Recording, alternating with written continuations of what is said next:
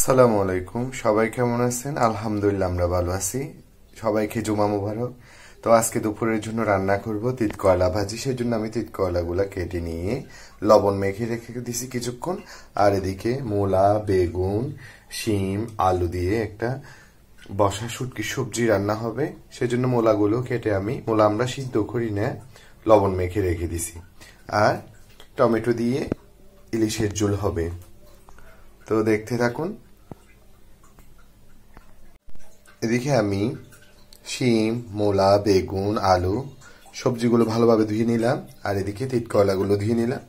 এই যে আমার ইলিশ মাছগুলো ধুয়ে নিলাম। এদিকে আমি তিত কয়লা ভাজি, টমেটো দিয়ে ইলিশ মাছ আর শুটকির বসা সবজি রান্না করার জন্য সবকিছু উপকরণ কেটে নিলাম।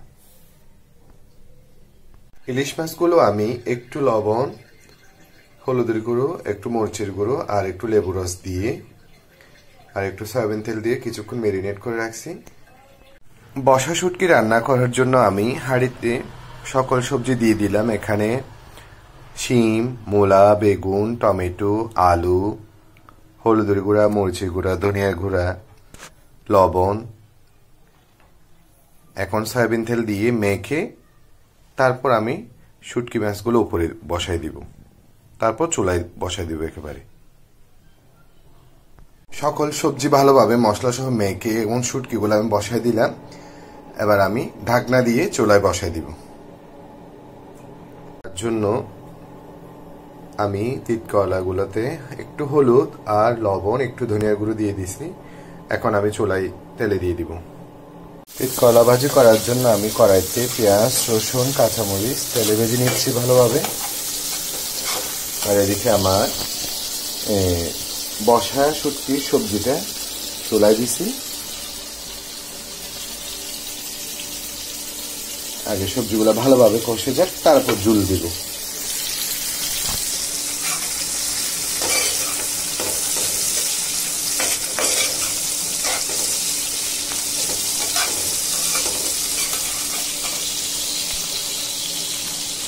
এবার আমি তিত কয়লাগুলো দিয়ে দিব।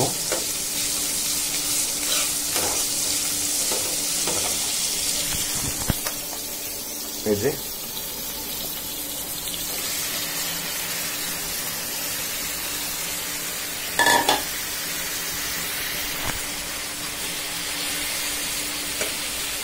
এক পাশ হয়ে যায়,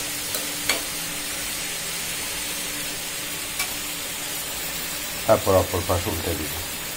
তিত কয়লা ভাজি কালারটা দেখুন, মাশাআল্লাহ। আর এদিকে আমার বসা শুটকির সবজিটা দেখুন, আরো ভালোভাবে কষে যাক, তারপর ঝুল দেব, যে এখন না।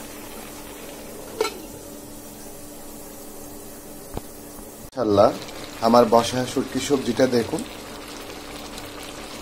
এখন একটু ঝুল দিয়ে দিব। উপরে আমি হলুদ পাতা দিয়ে দিছি।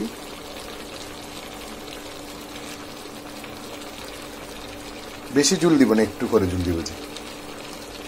এদিকে টমেটো দিয়ে ইলিশ মাছ বোনা করার জন্য আমি একটা কড়াইতে তেল দিয়ে দিছি। এখানে আমি 4টা কাঁচামরিচ, একটু আদা আর কয়েক টুকরা রসুন আর 2টো পেঁয়াজ দিছি।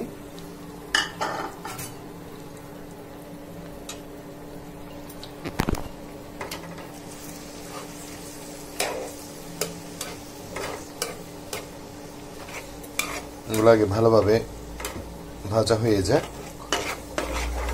এদিকে আমার বসা শুটকি সবজিটা দেখুন, মাশাআল্লাহ, ঝুল দিছি। বেশি ঝুল দিই নেই, চুলা অফ করে দিলে টেনে যাবে। আরো একটু পর নামিয়ে নিব। এটা ভাজা হয়ে গেলে, টমেটো গুলা গন্ধ ছাড়িয়ে গেলে, তারপর আমি ইলিশ মাছগুলা দিয়ে দিব। এই যে ইলিশ মাছ,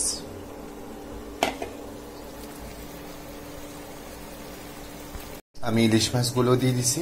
দেখুন, আগে এক পাশ হয়ে যাক, তারপর উল্টে দিব। আর টমেটো দিয়ে ইলিশের রসাটা একদম রেডি। আর এই চুলায় আমি 2টো ডিম সিদ্ধ করতে দিছি। ডিম ভর্তা করব সেজন্য। ডিম ভর্তা করার জন্য আমি মরিচ পুড়তে দিয়েছি, আর এদিকে ডিম সিদ্ধ করতে বসে দিছি। করার জন্য আমি ধনিয়া পাতা, পেঁয়াজ আর পোড়া মরিচ এবং লবণ এখানে ভালোভাবে কষলে ফেলবো সবগুলা। তারপর সিদ্ধ করে রাখা ডিমগুলো ঠান্ডা হয়ে গেলে এখানে মিশিয়ে দিব। তৈরি হয়ে যাবে আমার ডিম ভর্তা। তো আমার আজকে রান্না একদম রেডি। এই যে আমার তিত করলা ভাজি আর টমেটো দিয়ে ইলিশ মাছের রসা,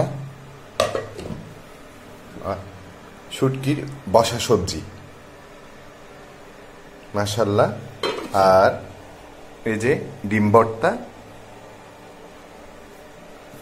আমরা দুই ভাইয়ের পছন্দের সাদা ভাত। তো আজকের মতো এতটুকু। সবাই সবার জন্য দোয়া করবেন। আসসালামু আলাইকুম।